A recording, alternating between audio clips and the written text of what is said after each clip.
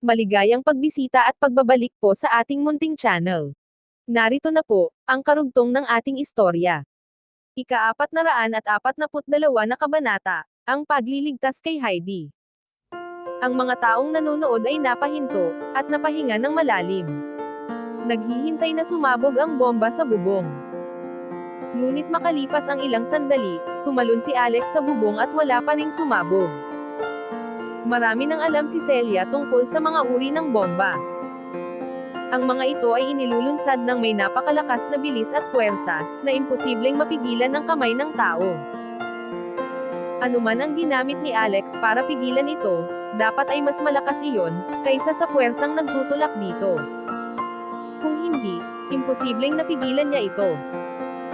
Tila imposibleng kahit si Alex, na kilalang bihasa at malakas, ay mas malakas pa kaysa sa mismong puwersa ng bomba.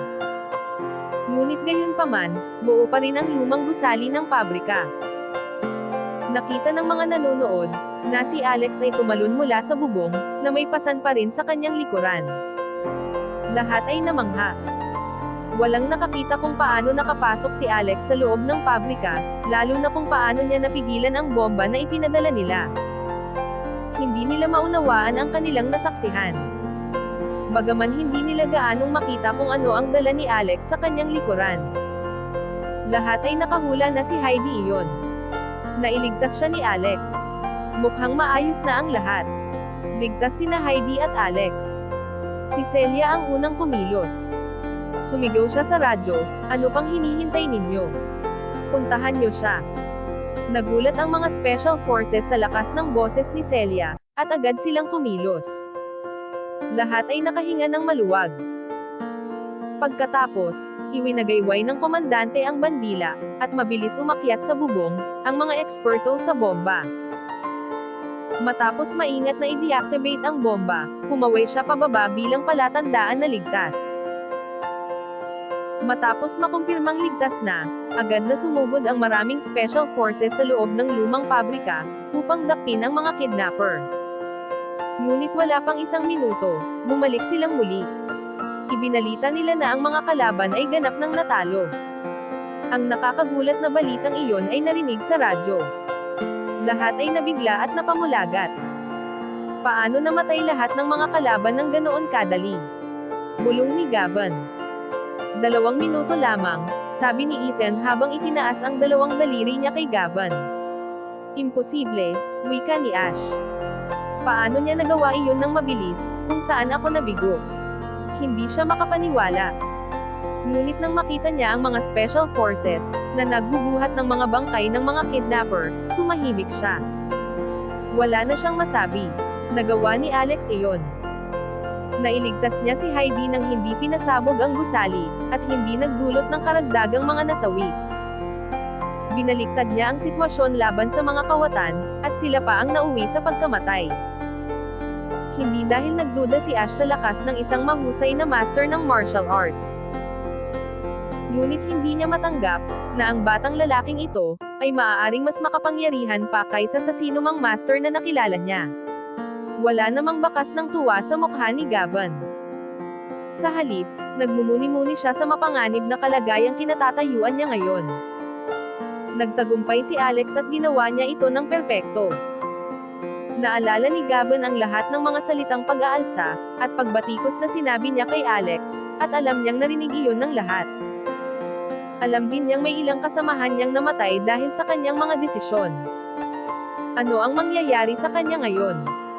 Nang umalis si Alex kanina, sinabi niya na magkikita silang muli. Galit na galit si Ethan. Direktor Abbott, paano mo ipapaliwanag ang sarili mo? Nasilaw ka ba? Ilang ahente na ang nasaktan dahil tumanggi kang makinig. Sana'y humingi ka ng tawad sa harap ng mga pamilya nila at magsisi. Tahimik na ibinaba ni Alex si Heidi. Tila natutulog ito. Bagamat bahagyang maputla at mukhang pagod, maayos naman ang kanyang paghinga at wala siyang sugat. Sa kanyang mukha ay may bakas ng ngiti, parang nananaginip ng maganda. Dahan-dahang lumapit si Alex kay Gavin. Anong kailangan mo? Bastos na tanong ni Gavin. Laking gulat ng lahat nang biglang sampalin siya ng malakas ni Alex sa pisngi. Napasinghap si Ethan. Matagal na niyang gustong gawin iyon, ngunit bilang opisyal ng gobyerno, hindi siya maaaring umasta ng ganoon. Sa isip niya, tama lang ang natanggap ni Gavin. Ngunit hindi pa doon nagtapos, sinampal muli ni Alex si Gavin sa pangalawang pagkakataon. Hoy! Bakit hindi ninyo ako tinutulungan? Sigaw ni Gavin sa mga tauhan niya. Mabilis silang lumapit, ngunit hinarang sila ni Celia at Ethan. Galit na galit si Gavin, nanginginig sa inis. Celia! Anong ginagawa mo? Sigaw niya. Hindi sumagot si Celia. Sa halip, kumilos siya ng bahagya, at sa isang kumpas ng kamay, ilang miyembro ng Special Forces ang nag-alis sa mga tauhan ni Gavin sa lugar. Naiwan si Gavin, mag-isa, walang depensa. Unti-unti siyang nanlumo sa takot, ngunit pinilit pa rin niyang magsalita ng matatag. Tandaan mo. Hindi na niya natapos ang sasabihin, dahil sinampal siyang muli ni Alex. Pagkatapos ay bigla siyang sinunggaban ni Alex sa leeg at iniangat sa ere. Bitawan mo ako. Sigaw ni Gavin, paus at nanginginig. Tumigil ka na. Singit ni Ash, galit na galit.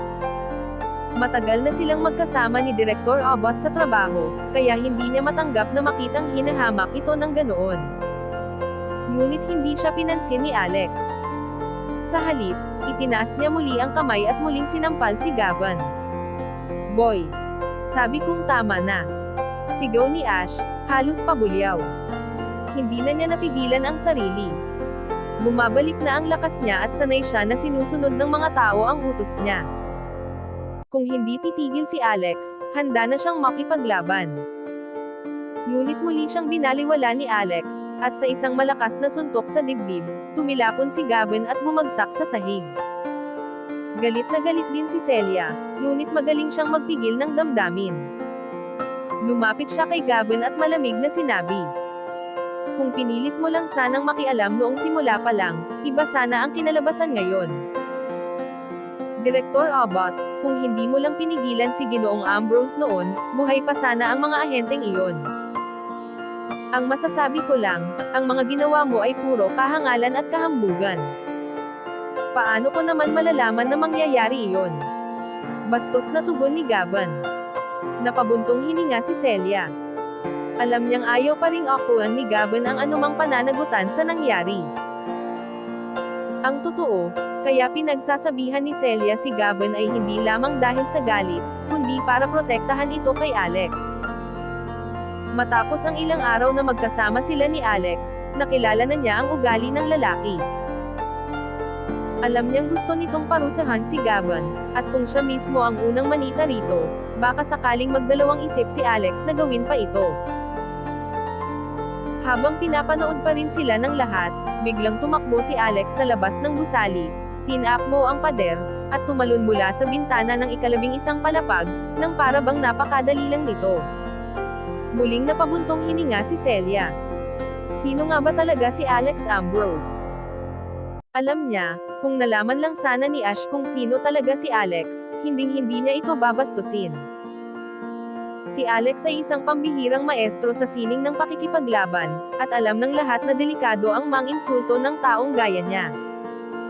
Hanggang dito na lamang po muna, at maraming salamat po sa pakikinig. Maaari po bang humingi ng suporta, para sa ating munting channel? Hanggang sa susunod po muli. Stay safe and God bless.